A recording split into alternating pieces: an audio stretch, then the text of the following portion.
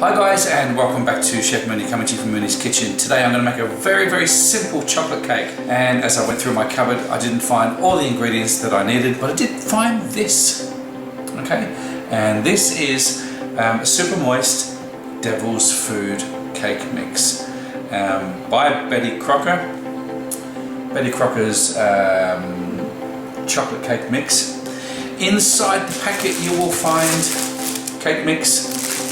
You will also find the topping that goes on. This is the frosting. You just squeeze it out and put it on top after the cake has cooked and cooled. You will need yourself a cake tin, mixing bowl, because we need to beat this mixture now for a couple of minutes. Just to let you know, this is not a sponsor. I'm just doing this for a bit of fun. And let's see what Betty Crocker's super moist Devil's Food chocolate cake comes out like. Well, I think it came out really well. I'm really excited to show you this. Okay, so the preparation time, it states that it takes 10 minutes. Baking time is 45 to 50 minutes, and you need a 20 centimeter round cake tin. You need to preheat your oven to 180 degrees Celsius, or a fan forced oven is 160 degrees Celsius. So it's got 3 steps. We've got to beat the cake mix, eggs, oil and butter. You can use butter or oil in this recipe. Today I'm going to use some oil. So oil, water and eggs, and your cake mix. We're going to beat that. Mix it on low for about 30 seconds and then on medium for about 2 minutes. Then it's ready to pour into our cake tin and pop it into the oven for about 45 to 50 minutes until it's cooked. Okay, into my mixing bowl I've got my wet ingredients, which are 3 eggs, 80 mils of oil and 180 mils of water. I'm going to pour that in, and then the cake mixture, just pour that straight in. And you want to mix this on slow till it's just combined.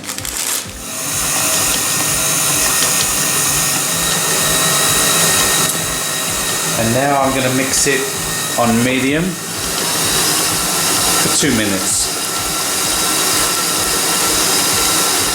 Now I've got myself a 20 centimeter cake tin. I have lined it with some grease-proof paper. Just line it like I have. Okay, the mixture in.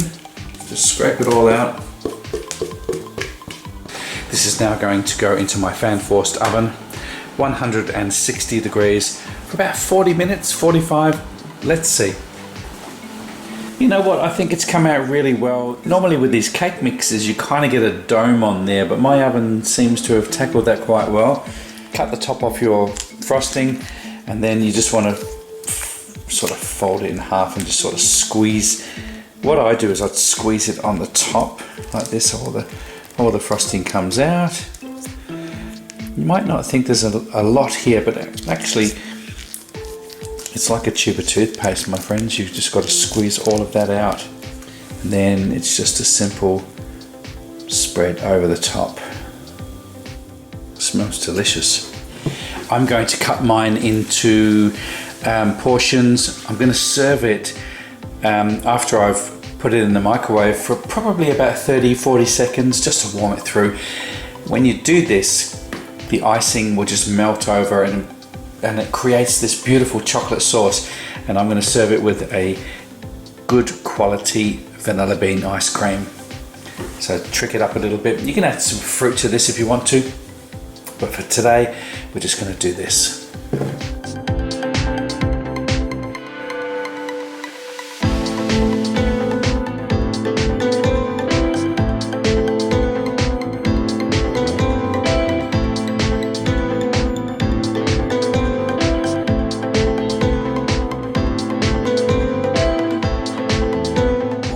Came out really well. I'm really excited to show you this.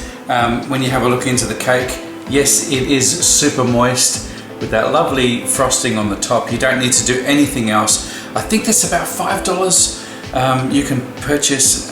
You can't go wrong with this. It's very simple and just a lovely cake. I've served 4 already as a dessert. I've sliced it up, I've put it back into the microwave, and what it's done is it's caused this lovely hot, can you see that? The sauce is nice and melting, beautiful with the vanilla bean ice cream. I'm going to give it a try. Just a touch of, and I don't know if you can see this, I'll try and show you. It really is moist, and with that vanilla bean, a good vanilla bean ice cream, it's we'll give it a try.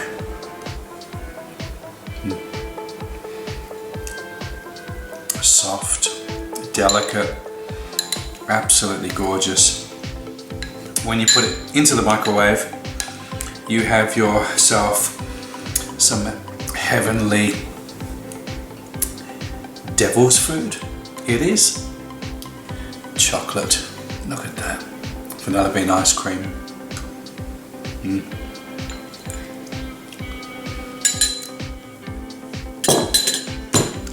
Oh, thank you, Betty.